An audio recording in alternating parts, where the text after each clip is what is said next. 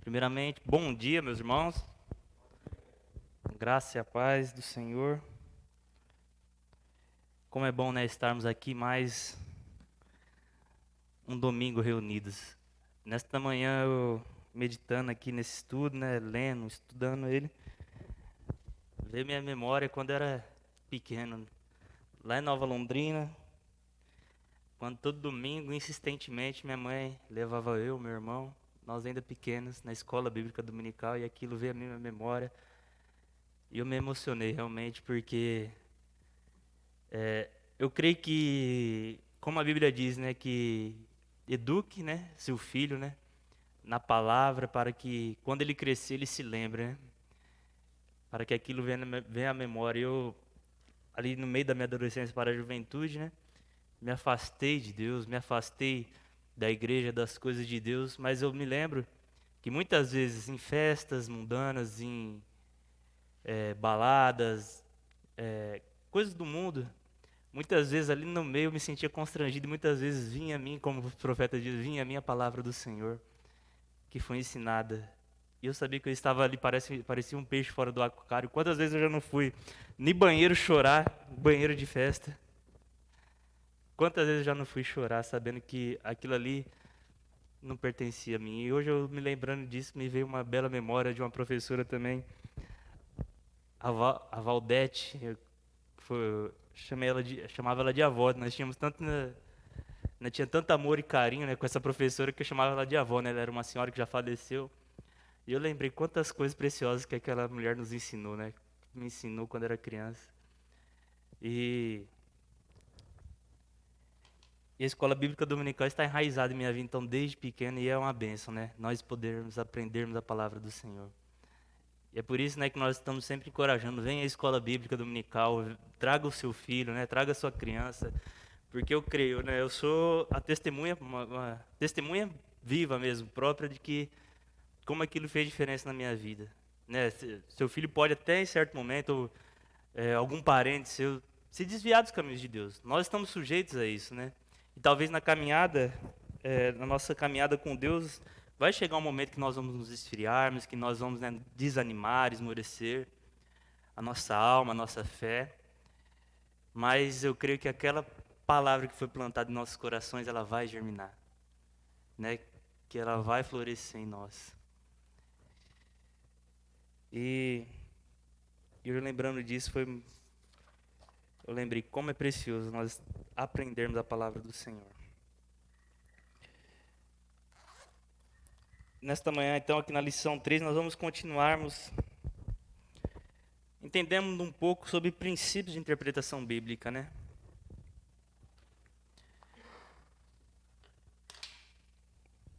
E o primeiro ponto aí que nós vemos, né, e que acontece muito nos dias de hoje, eu creio que sempre aconteceu, mas hoje, através das mídias sociais, é mais fácil, né, de nós vermos.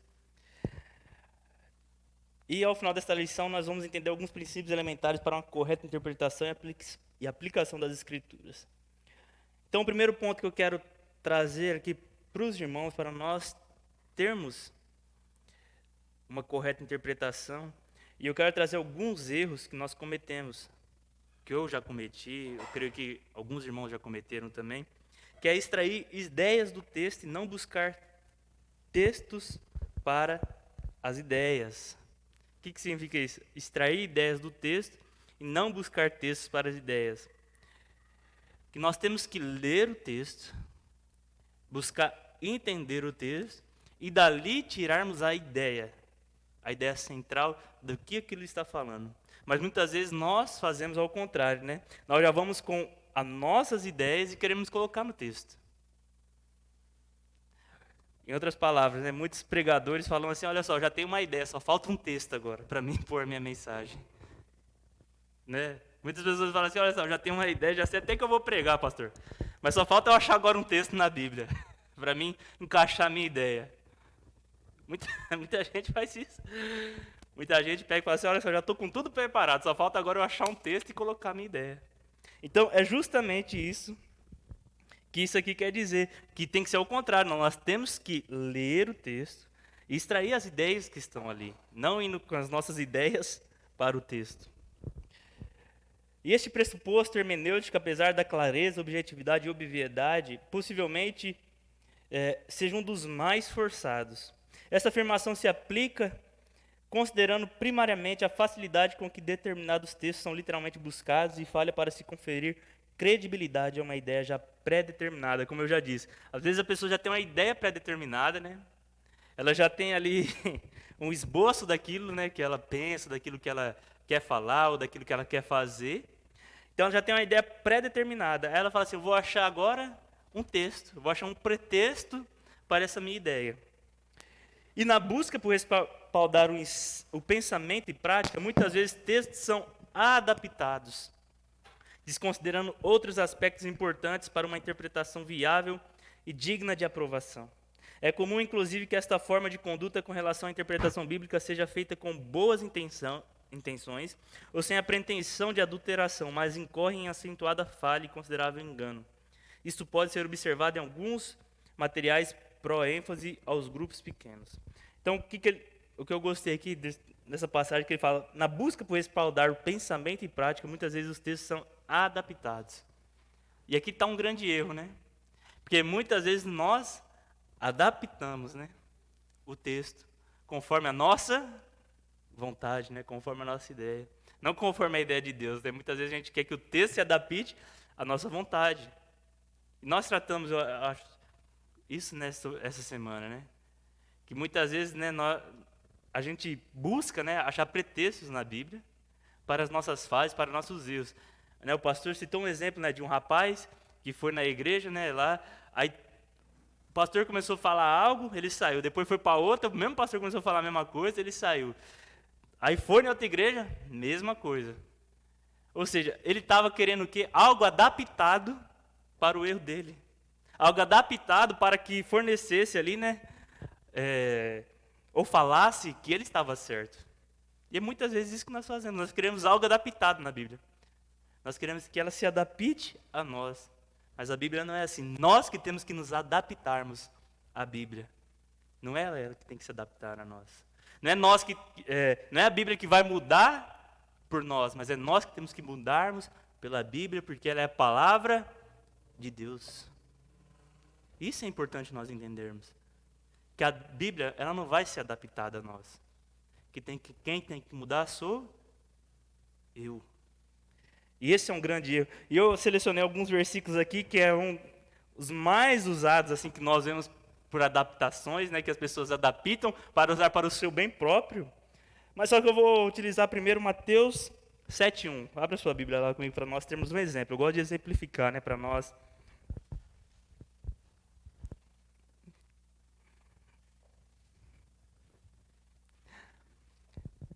Quem abrir aí, você já vai ver que esse é um texto muito usado, né, para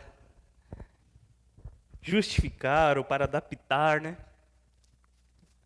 E o que diz esse texto?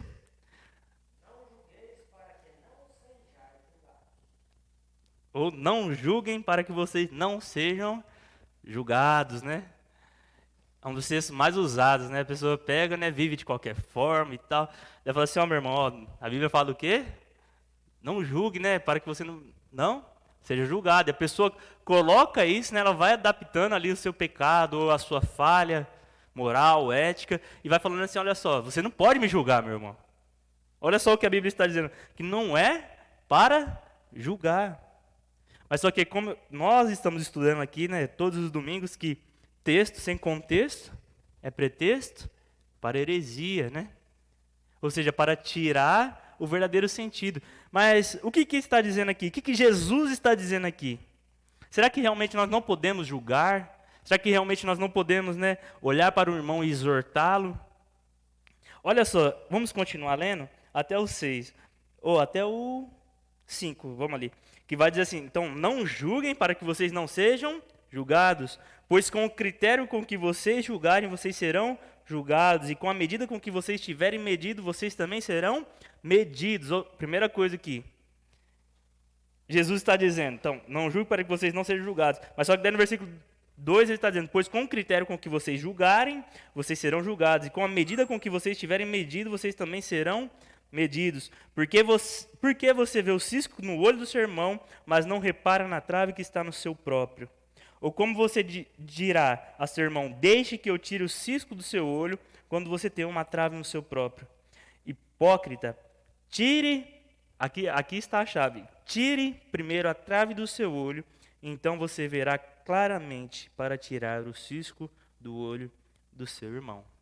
Então ele não está dizendo que eu não devo julgar, ele está dizendo assim, olha só, antes de você julgar, olhe para você mesmo. Será que eu tenho moral para julgar alguém? Será que eu tenho essa moral? Será que eu estou olhando primeiro para o cisto que está no meu olho, ou para a trave que está no meu olho, de madeira, que Jesus usa aqui? Então, ele não está dizendo que não é para me julgar, ele só está dizendo assim, Jesus está dizendo, olha só, mas com o mesmo peso que você julgar, você será julgado. E muitas pessoas, usam então, adaptam esse versículo para dizer assim, olha só, eu não posso ser julgado por ninguém. Mas não é isso que a Bíblia está dizendo. Ela está dizendo sim, que primeiro, antes de eu julgar alguém, eu tenho que olhar para mim mesmo. Tenho que olhar, primeiro me corrigir, para depois corrigir outros. É isso que a Bíblia está dizendo. E quem está anotando aí, não sei se os irmãos anotaram, nem disse, ó, ali no primeiro ponto ali é forçados. Quem estiver anotando. Ali, que às vezes tem a partezinha aí. É forçados, que vai dizer assim, objetividade e obviedade possivelmente seja um dos mais forçados, quem estiver anotando. Aí depois, logo embaixo ali, vai estar, são literalmente buscados e falha, quem estiver. E o outro mas incorre em acentuada falha e considerável engano, para quem estiver anotando. Então, falha e engano, depois, no próximo parágrafo. Separei mais um versículo aqui que também é muito usado, E foi o texto que nós usamos semana passada, que é: posso todas as coisas naquele que me fortalece, E quando nós pegamos o contexto também, nós descobrimos, o que realmente aquele texto queria dizer, O que muita gente pega e adapta é o quê? Eu posso fazer qualquer coisa naquele que me fortalece. Tudo me é lícito. Mas só que 10 pessoas esquecem que Paulo fala, mas nem tudo me convém, Mas daí ela fala, não, mas tudo é me é lícito. Porque tudo posso, todas as coisas eu posso naquele que me fortalece.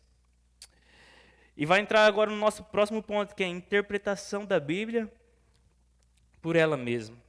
Então, o primeiro ponto que nós vimos é extrair ideias do texto, não buscar texto para as ideias, Porque muita gente pega e coloca suas ideias em cima dos textos e ali formam uma grande heresia. E uma forma simples e talvez a mais correta, podemos dizer assim, é que a Bíblia, quando nós lemos, nós vemos que ela, nós temos que escavar, A Bíblia é um tesouro escondido. Mas só que também não é um bicho de 7 cabeças, como muita gente acha, Muita gente acha, não, se eu não fizer teologia, eu nunca vou entender a Bíblia. Se eu não comprar livros toda semana, comentários bíblicos, eu nunca vou entender. Não, não é assim. Nós vemos que a Bíblia, ela mesmo por ela se interpreta. E muitas vezes nós queremos dificultar as coisas, muitas vezes nós achamos que nós nunca vamos entender, mas não. A interpretação da Bíblia é por ela mesma. E este princípio traz consigo acentuado grau de relevância, pois através da correlação entre os próprios textos bíblicos é possível construir uma interpretação mais segura, minimizando possibilidades de erro e aumentando consideravelmente as possibilidades de acerto. Lund chama esse de a regra das regras, ou a regra de ouro, a saber, a Bíblia seu próprio intérprete.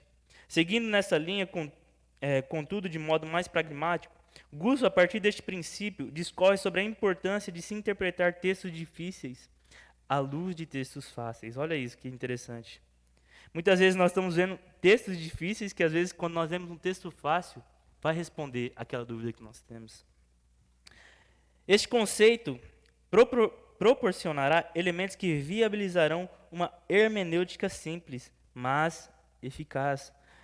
No que tange ao propósito destas considerações, este elemento detém de grande valor, haja visto que precisa ser construída uma teologia de pequenos grupos que faça bom uso desse pressuposto hermenêutico.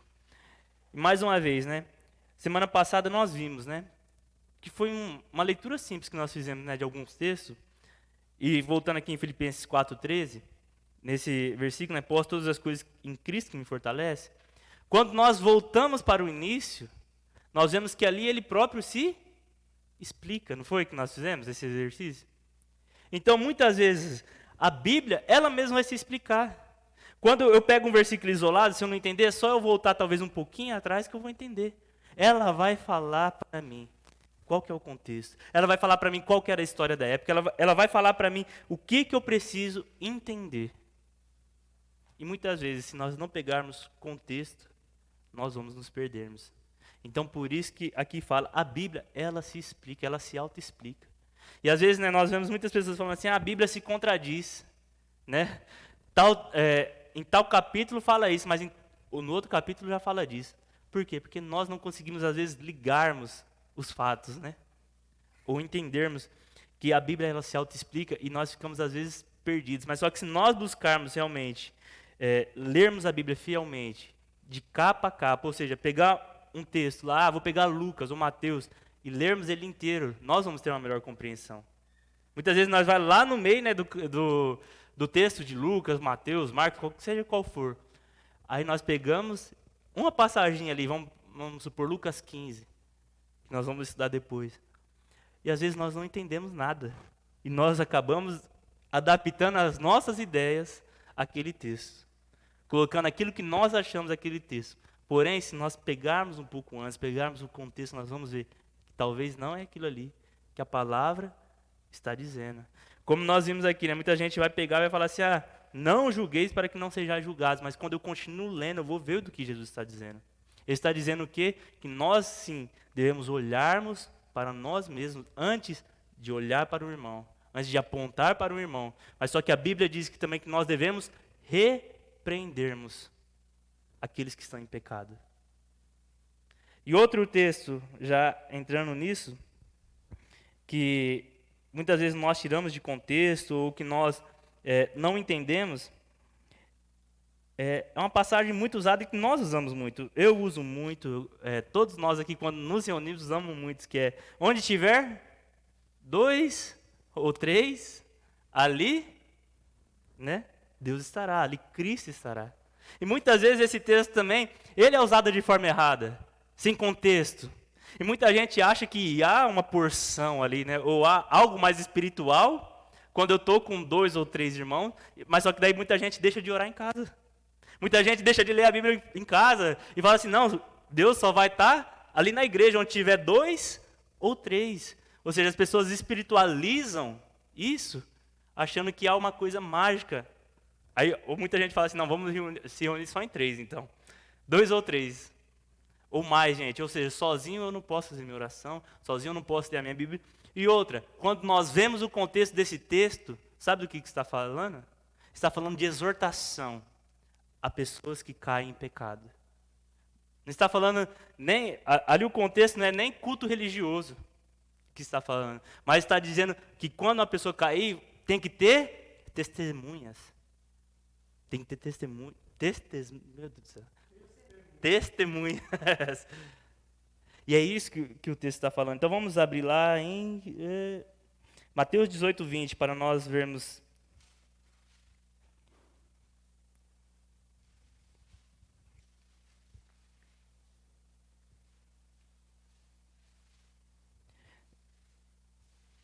Olha só, vamos pegar ali do 15. Ó. Como tratar um irmão que peca. Olha só.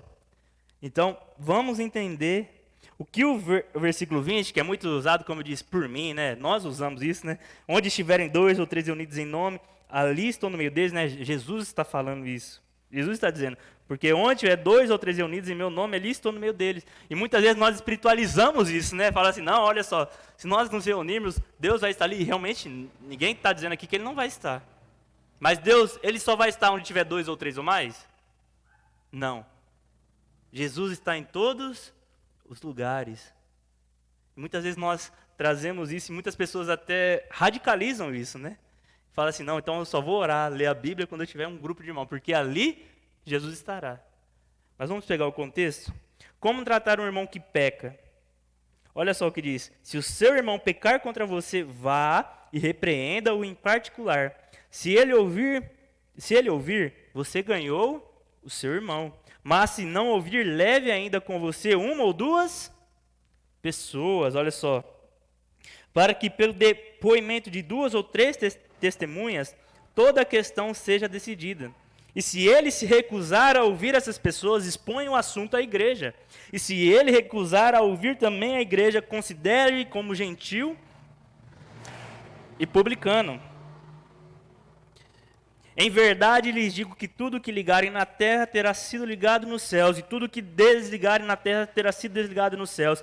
Em verdade também lhes digo que se depois de você, que se dois de vocês sobre a terra concordarem a respeito de qualquer coisa que vierem a pedir, isso lhes será concedido por meu Pai que está no céu. Porque onde estiverem dois ou três reunidos em meu nome, ali estou no meio deles.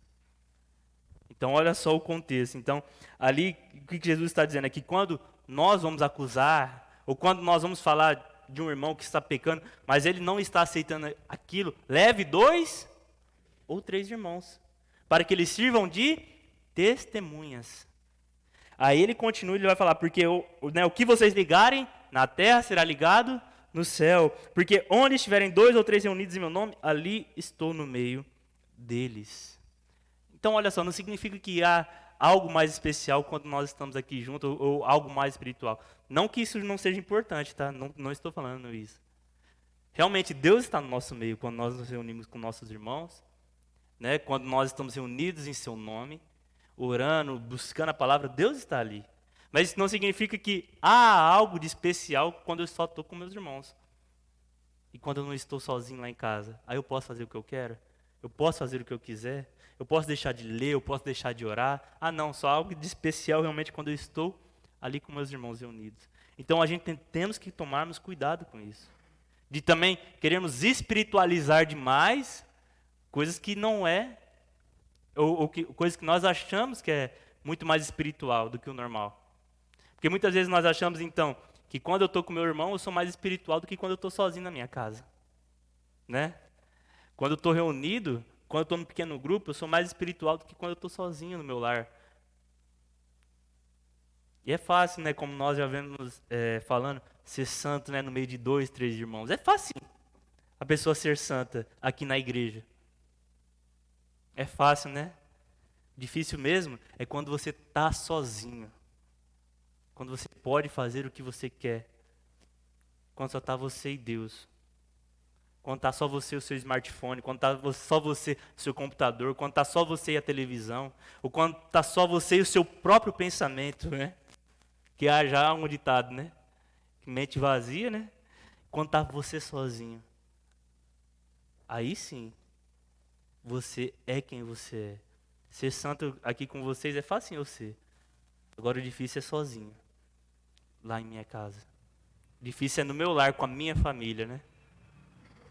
Então, nós temos que pararmos de espiritualizar demais algumas coisas que não é realmente isso o verdadeiro sentido. E continuando, os diferentes tipos de literaturas bíblicas. Como eu disse, e como nós já vimos até aqui, né, nós precisamos termos uma interpretação da Bíblia por ela mesma. Aqui, como nós já vimos, né, esses versículos aqui que nós estamos lendo, se nós voltarmos, né, que nem nós lemos o versículo 20, mas se nós voltarmos para o 15, nós vamos entendermos melhor o contexto. Nós vamos entender melhor o que essa passagem está dizendo. E há 2 tipos diferentes, né, de literaturas bíblicas, né? O conteúdo bíblico ele é composto de diversificados tipos de literaturas. Ignorar suas especificações e peculiaridades contribui para uma interpretação com grandes possibilidades de erros, pois a essência acaba sendo influenciada pela forma literária. A seguir estão classificados os principais tipos literários. Então, aqui nós vamos ver os principais tipos literários que a Bíblia nos fala, né? E como disse aqui, o conteúdo do bíblico ele é composto e diversificado por tipos de literaturas. Ignorar suas especificações e peculiaridades contribui para uma interpretação com grandes possibilidades de erros, pois a essência acaba sendo influenciada pela forma literária. Isso aqui nós vamos estudar no último ponto, que muitas vezes, se nós não entendermos como o texto está sendo escrito também, né, que é a exegese, como nós falamos, nós também podemos distorcer os fatos. No último ponto nós vamos estudarmos isso, que é sobre a leitura alegórica, que nós já vem estudando sobre isso também. Que muitas vezes, né, nas passagens bíblicas, Jesus usa figuras, parábolas, e que talvez se nós lermos, sem termos a compreensão que aquilo é um sentido figurado, como que foi escrito aquilo ali, nós vamos interpretarmos de forma errada. E o primeiro tipo de leitura que nós vemos é a leitura narrativa, ou seja, textos que contam uma história. E é engraçado, né, que a literatura narrativa ela compõe praticamente 40% de todo o Antigo Testamento. E o que é uma literatura narrativa? É quando, né, o autor, o narrador, ele participa ou em primeira pessoa, ou seja, quando ele está dentro da história, né? Quando ele está contando em primeira pessoa, ou em terceira pessoa, quando ele conta o que vê. Os evangelhos, nós vemos que a maioria dos evangelhos ele é escrito em terceira pessoa, né? Eles vão contando aquilo que eles vê, aquilo que eles ouviram, né, Jesus fazendo, e eles vão escrevendo. Isso é importante nós entendermos também. Que é uma narração. Ali eles estão contando fatos que eles ouviram ou que eles viram. Muitas vezes nós vamos ver que eles não estão participando da história. Eles estão apenas contando o fato, contando o que aconteceu. Segundo Gordon Fee e Douglas Stuart, praticamente 40% de todo o Antigo Testamento é composto desse tipo de literatura. Tendo essa quantidade expressiva, é de suma importância avaliar alguns aspectos em torno das narrativas.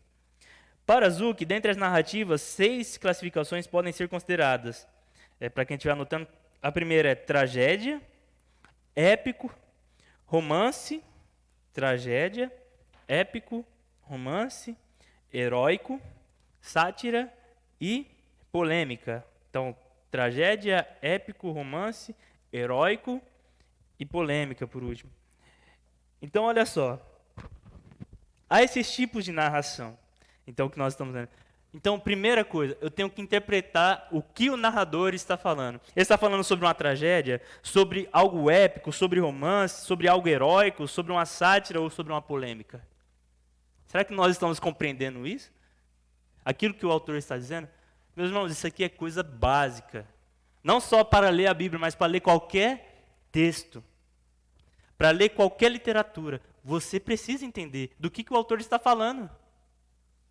Quais são os pontos que estão destacados? O que ele está falando agora? Ele está falando de algo mais humorístico, de algo mais sério, de algo heróico, de uma tragédia que aconteceu?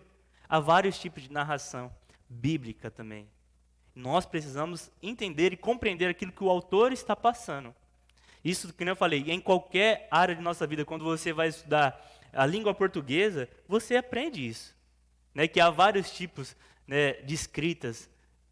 Então, nós precisamos entender isso.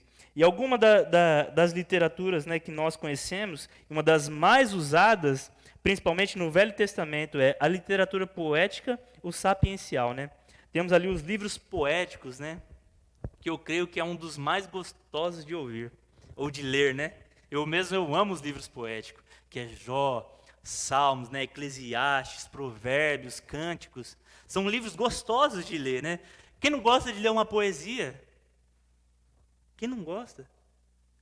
E são livros que tratam, geralmente, de alegria, tristeza, encantamento, frustração, raiva. E nós vemos, né, isso aí em Salmos, principalmente, né? Que muitas vezes nós vemos, né, o personagem ali, né, chorando, né? Nós vemos Davi, né, quando ele se arrepende do seu pecado, ali ele está quebrantado, né, diante de Deus. Mas só que também nós vemos vários salmistas, né, quando escreve também felizes diante de Deus, né, ele fala: meus lábios estão cheios de louvores pelo Senhor, né? Por isso eu cantarei, meus lábios sempre te louvarão.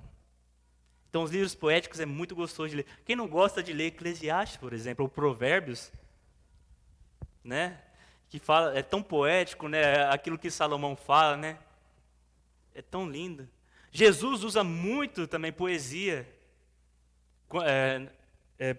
nos seus nas suas falas, principalmente nas parábolas, Jesus usa bastante poesia. E são os que mais detêm esse tipo de literatura, então são os livros poéticos, né? São Jó, Salmos, Provérbios, Eclesiastes e Cantares. São os que mais detêm esse tipo de literatura. Mas há passagens poéticas em diversas partes das Escrituras. Nesta forma de texto ficam mais evidentes os sentimentos do autor. Como eu já falei aqui, quando nós lemos, um exemplo, Provérbios, nós vemos que ali há muito sentimento de Salomão, né? Ele fala, e Eclesiastes também, né? Ele fala das suas dores, ele fala, né? Ele começa a falar ali, né? Que tudo é passageiro, né? Ele começa a dizer que tudo é ilusão, que ele viveu de tudo. Ele começa a pôr ali o seu sentimento, né? Ele começa, olha só, eu vivi de tudo, eu tive todas as mulheres que eu quis. Tudo que meu coração desejou, eu tive, né? Tudo que os meus olhos desejou, eu tive. Então, é gostoso ler isso e entrar nessa história. E ver que o autor ele está colocando também o seu sentimento ali. Em Cantares também, né, você vê que há sentimento de um casal, né, um para com o outro. Há um romance ali, né? Há uma poesia ali. E é muito gostoso ler uma poesia, ler essas literaturas. E como eu disse, né, o último ponto para encerrarmos é a literatura alegórica, que são pensamentos, ideias, qualidades sob forma figurada, principalmente nas parábolas. Nós temos que tomarmos cuidado para nós não pegar uma alegoria e tornar um fato. Um exemplo, eu quero que você abra em Lucas 15 comigo, que aqui eu acho que é um dos maiores exemplos de algo alegórico, né, uma literatura alegórica. E como eu estou dizendo para vocês, nós temos que tomarmos um cuidado para que nós não tornemos isso um fato, né? Uma parábola num fato. E a coisa que eu mais vejo aqui, os irmãos vão ver comigo, da parábola do filho perdido, que está aí em Lucas 15, a partir do versículo 11. Quantas vezes nós vemos pessoas pregando ou falando dessa passagem como se ela tivesse sido real? Não é verdade, pastor? Muita gente pega e trata o filho pródigo como se ele tivesse sido real, como se ele existisse. As pessoas acham realmente que essa história foi verdadeira. Muito embora as parábolas que Jesus conta, em muitos casos elas foram baseadas em fatos vivenciados. Sim. Fatos vívidos, né? Que tiraram extraídos de algum exemplo que as pessoas provavelmente conheciam na época. Uhum. Mas essa parábola em especial, ela é um desses tipos de parábola. Pode ser que é uma coisa vívida, né? Uhum. Pode ter acontecido, Sim. mas não quer dizer necessariamente Isso. que aconteceu. Exatamente. Né? E é justamente isso, né, que o pastor... Claro que Jesus ele usa exemplos, talvez, do que acontecia ali na época, mas não significava que aquilo, ou seja, essa história do filho pródigo foi um fato, que realmente aconteceu, né? Mas só que, principalmente, a alegoria, principalmente nas parábolas, Jesus quer só mostrar uma coisa. Ele vai usar exemplos para falar de outras coisas. É isso que é uma alegoria. Alegoria é isso. Eu estou usando um exemplo, eu estou falando de certa coisa, mas só que para falar de outra.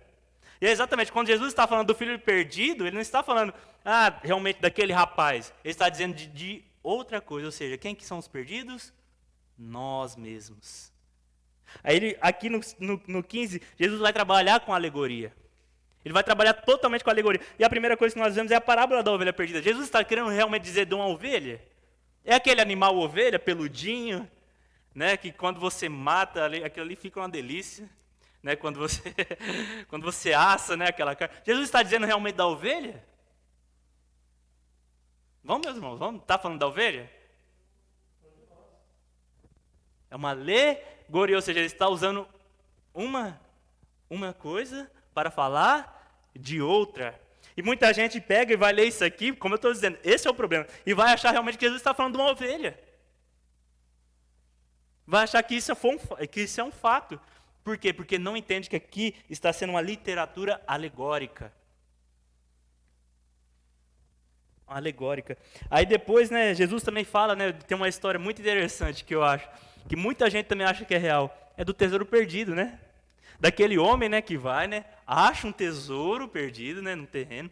Ele vai, faz o quê? Vende tudo o que tem e vai lá, né, para comprar esse terreno. Por quê? Porque ele encontrou esse tesouro. E muita gente acha que aquilo é real. Fala assim, meu Deus, olha só. Começa a ler aquela história e fala assim, olha só esse homem. Esse homem, né, pegou, encontrou um tesouro. E tem muita gente que está fazendo loucura por causa disso. Eu já vi muita gente, inclusive, né, tem um fato desse. Um amigo, ele já não está mais trabalhando lá na empresa, que ele pegou e falou justamente sobre isso. Aí eu peguei e falei, né, olha só, como é fácil você distorcer, né, a palavra de Deus. E é justamente o que nós estamos tratando e estudando todos os domingos. E ele falou que a mãe dele tinha vendido a casa e levou e depositou nos pés da igreja. Ou seja, ela foi, vendeu aquilo que tinha. Ou seja, possivelmente esse pastor pegou e falou assim, não, olha só esse homem, né? Esse homem vendeu tudo que tinha para conquistar o que? O reino dos céus. Olha só o perigo de nós não compreendermos corretamente as Escrituras. E aquele menino, se você falasse de Deus, ele faltava te bater. E provavelmente a mãe dele também, agora, né, depois que viu que tudo aquilo era enganação, eles não queriam nem mais saber de igreja, não queriam mais nem saber de religião, ou de porta de igreja. E realmente ele ficou bravo, pastor. Eu falando para ele, né, de Deus, ele ficou bravo. Ele falou assim, Deus, minha mãe foi, vendeu tudo que tinha e deu para a igreja. Hoje nós não temos nem mais casa. Você acredita nisso? Que o pastor ia lá em casa e ficava falando para minha mãe, tinha que dar isso, tinha que dar aquilo. E ele revoltado, bravo. Como se Deus fosse o culpado por isso. E a culpa realmente cai sobre os ombros de quem? Ah, não, mas foi Deus. Mas o povo perece por falta de conhecimento, por falta de entendimento. E como eu disse, né? Se nós pegarmos essas alegorias e trazermos como um fato, nós podemos também distorcer e usarmos pessoas para o nosso bem, né? Para saciar o meu desejo, para fazer a minha vontade. E há uma certa e constante atração por passagens alegóricas. Todavia, recai sobre essas passagens alguns riscos, quem estiver anotando, riscos de interpretação, dando margem à construção de práticas desprovidas de fundamentos, de fundamentação teórica, quando se atribui sentidos e significados dos mais variados e até mesmo, em alguns casos, impróprios. Vale salientar que o problema maior é a interpretação alegórica aplicada a textos não alegóricos. Olha só o que eu disse. Então, muitas vezes nós temos uma interpretação alegórica aplicada a textos não alegóricos. E a Bíblia possui alegorias e estas têm que ser compreendidas desta maneira. Como eu disse, aqui, quando Jesus fala de uma ovelha, ou quando ele fala depois da dracma perdida, nós temos que entendermos que aquilo é uma alegoria. E tratarmos ela como uma alegoria. Ou seja, Jesus não está falando da dracma. Jesus não está querendo realmente trazer o ensinamento de uma ovelha, mas ele está trazendo um outro ensinamento, que trata sobre pessoas, sobre nós. Mas Só um comentário aqui. O Jonathan Souza, ele comenta que as três parábolas de Lucas 15 têm algo em comum. Elas falam de algo perdido que foi achado. E estão falando da misericórdia de Deus de resgatar e receber o seu povo. exatamente. Um abraço aí para o Jonathan Souza. Jonathan Souza, muito obrigado pela participação aí. Então, Eu acabei bloqueando a mensagem dele. tá bom então. E é justamente isso. E é o que nós estamos tratando aqui, realmente, Jonas. É que Jesus, ele não está querendo dizer sobre a ovelha, sobre a dracma perdida, mas ele está querendo mostrar a misericórdia sobre nós.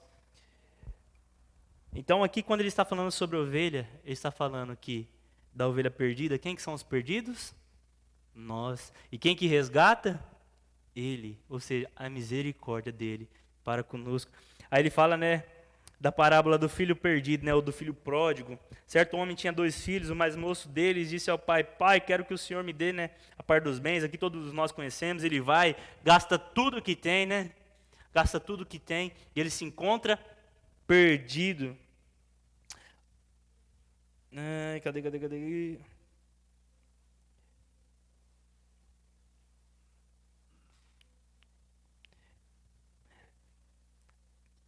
Passados não muitos dias, o filho mais moço, ajuntando tudo o que era seu, partiu para uma terra distante e lá desperdiçou todos os seus bens, vivendo de forma desenfreada. Depois de ter consumido tudo, sobreveio àquele país uma grande fome e ele começou a passar necessidade. Então foi pedir trabalho a um dos cidadãos daquela terra e este o mandou para os seus campos a fim de cuidar dos porcos. Olha só. Então, esse rapaz, né, essa história, essa alegoria que Jesus está dizendo, esse rapaz ele tinha tudo com seu pai. Ele tinha todas as bênçãos com seu pai. Porém, aquilo não era suficiente para ele. Ele não via beleza naquilo. Então ele vai e decide. A primeira coisa que ele fala, que ele decide é: eu quero viver conforme a minha vontade. Não conforme a vontade do meu pai, mas eu quero viver conforme a minha vontade. Então ele sai da presença do pai. Ou seja, nós estamos destituídos da glória de Deus. Primeira coisa, o homem no jardim, ele não está satisfeito com as bênçãos do pai. Ele tinha tudo com o pai, mas só que a serpente o atraiu. Ou seja, as coisas do mundo muitas vezes nos atraem. E quando ele cai, agora ele está destituído da glória de Deus. E sabe em qual situação que nós nos encontramos? Olha só, nós nos encontramos com os porcos, a fim de cuidar com os porcos, ou seja, nós nos encontramos na lama, sujos, cheios de pecado, feridas, transgressões diante de Deus. E ali ele desejava alimentar-se das alfarrobas que os porcos comiam, mas ninguém lhe dava nada. Então Caim em si disse: quantos trabalhadores de meu pai têm com fartura e eu aqui estou morrendo de fome? Vou me arrumar, voltar para o meu pai e lhe dizer: pai, pequei contra Deus e diante do Senhor. Já não sou digno de ser chamado de seu filho, trate-me como um dos seus trabalhadores. E arrumando-se foi para o seu pai. Vinha ele ainda longe quando seu pai avistou. E compadecido dele, correndo, o abraçou e beijou. Ou seja, a história da reconciliação do homem com o eterno. Aqui, o que Jesus está querendo mostrar não é o fato ali em si, dessa história de um rapaz que saiu, né, pegou. Não, ele está querendo mostrar a nossa real situação diante de Deus. Nós estamos na lama, estamos com os porcos, sem nada. Até que um belo dia, a gente pega e vê a nossa real situação. E fala: eu preciso voltar para o meu pai. Esse é o fato, é isso que Jesus quer mostrar. Então, o nosso estudo de hoje é justamente para mostrar isso. Então, que nós temos que termos cuidado com a interpretação bíblica. Nós temos que buscarmos aquilo que realmente a Bíblia está nos dizendo. Aquilo que ela quer nos mostrar. Por isso que nós precisamos meditarmos e meditarmos, aprendermos cada dia mais com a palavra. Para que nós não sejamos enganados, como esse rapaz e sua mãe foi. Mas aqui nós poderíamos citarmos diversos exemplos. Amém? Aí tem umas perguntinhas aí, né, que depois eles vão poder estarem respondendo. E vai tratar sobre justamente isso, né? Leia o texto de Lucas 15 e busque respostas às perguntas que seguem, né? Ó. Quais são as parábolas no texto? Existem relações entre as parábolas? Será que existem? A ovelha perdida, a dracma perdida e o filho perdido representam o quê? É o que nós estamos falando, né, aqui nesse texto. E qual a moral das histórias? Então, nós vemos que essas três histórias, né, aqui, né, que é a parábola da ovelha perdida, a parábola da dracma perdida, a parábola do filho perdido, ou seja, você vê que tudo é perdido, né? Na verdade, elas trazem um único significado, um único sentido. E qual que é a moral das histórias? Como o Jonathan, né, disse aí, mostrar a misericórdia de Deus, né? A reconciliação de Deus com o seu povo, com os seus filhos. E é justamente isso que trata. Amém? Depois você pode estar respondendo aqui ou no seu lar. Vamos orar para encerrar esse estudo.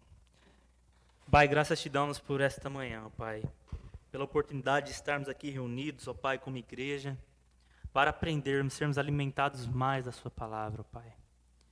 Mais, ó Pai, de aprendizado, ó Pai, entendendo que nós precisamos, ó Pai, sermos fiéis à sua palavra, ó Pai, buscarmos o verdadeiro significado, buscarmos, ó Pai, termos compreensão, sabedoria do alto dos céus, para que nós não venhamos distorcer fatos, ó Pai, distorcer a sua palavra, nem tirar, nem acrescentar nada, ó Pai, nenhuma vírgula sequer, aquilo que já está determinado, aquilo que já está escrito, Pai. Que nós venhamos tomarmos cuidado, ó Pai, termos temor diante do Senhor, ó Pai, termos temor diante da sua palavra, ó Pai. E como Paulo diz, o que importa é que sejamos encontrados fiéis a Ti, ó Pai. Fiéis à sua palavra, que nós não venhamos nos corrompermos com este mundo, ó Pai. Essa é a minha oração nessa manhã. Graças te damos por tudo, ó Pai. Que esse domingo, ó Pai, seja um domingo abençoado, ó Pai, que nós possamos voltar para a nossa casa, para a nossa família, ó Pai. Abençoá-los, ó Pai, com nossas palavras, com nossas atitudes, ó Deus. Que nós saiamos daqui revigorados, ó Pai, transformados por Ti, ó Deus. E que nós venhamos viver não só no domingo para Ti, ó Pai, para a Sua glória. Não somente quando nós nos reunimos aqui como igreja, mas que na segunda-feira, ó Pai, amanhã no nosso trabalho, amanhã na nossa casa, ó Pai, nós sozinhos, com nossos familiares, que nós também venhamos fazermos a diferença, ó Deus. E que nós venhamos buscar cada dia mais e mais entender a Sua palavra, porque somente assim nós conheceremos mais a Ti e teremos mais intimidade com o Senhor. Essa é a minha oração, essa é a nossa oração como igreja. Amém, ó Pai.